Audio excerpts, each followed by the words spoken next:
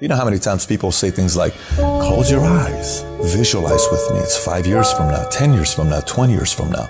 What does your house look like? What does your car look like? Imagine having a house with a swimming pool and it's a 4-story, you got elevator, you got this view, okay, that's great. But how about we do it in a different way? Close your eyes, go 20 years from now, and you don't do nothing. You stay the same as you are today. How many divorces you got? What happened to your family? How about the people that said you're gonna quit and they say, I told you so? Every single time you have to appease to their opinion becoming factual because you gave up on your dreams. Say, that's the real exercise.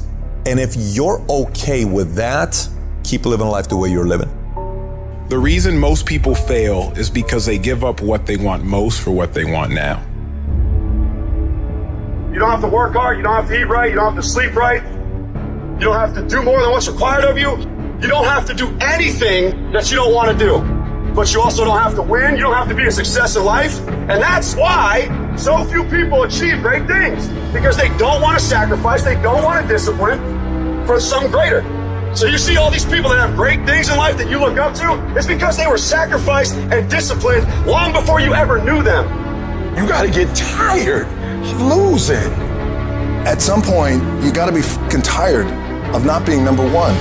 And you gotta fucking play angry. And I play angry. You gotta work every fucking day. It doesn't end. Cause I'm pissed off for greatness. Cause if you ain't pissed off for greatness, that means you okay with being mediocre. I can't relate to lazy people. We don't speak the same language. I don't understand you and I don't want to understand you. It's the fourth quarter.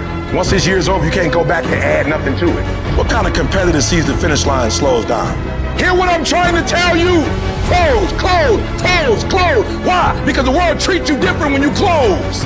The world treats you different when you can finish, where much is given, much is required, but you're gonna get the rewards. Rewards come after you work, not before. The only place where success comes before work is in the dictionary. You look for excuses. Look for solutions. That's what winners do. Losers are always looking for the excuse. Well, the winner looks for the solution, man. Why don't we put the energy into the dreams that can be? The reason why you're doing that, if you are, you're not working hard enough, you're not studying hard enough, you're not burning the midnight oil every night, which prevents you from staying awake in the midnight hours later in life wondering what it could have been. You erase that through all of this payment, guys. It's free.